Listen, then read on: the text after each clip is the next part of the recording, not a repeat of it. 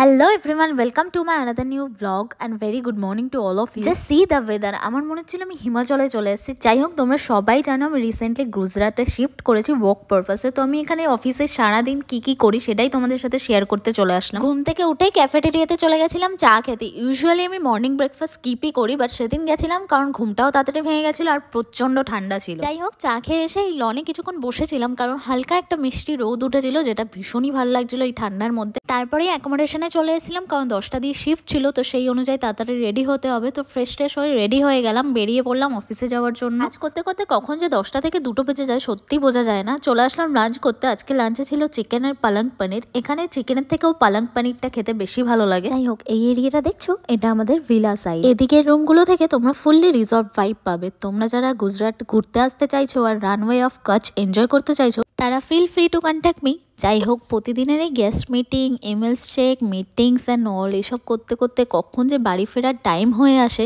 সত্যি বোঝা যায় না। কাজ কমপ্লিট করে চলে গেলাম ডিনার করতে। ডিনারে ছিল ডাল, চিকেন, পনির। ডিনার কমপ্লিট করে বাড়িতে এসে স্নান করে পুজো দিয়ে ভিডিওটা এখানেই শেষ করলাম। দেখা হবে নেক্সট কোনো ভিডিওতে। এই ভিডিওটা ভালো লাগলে লাইক কমেন্ট করে দিও। টাটা।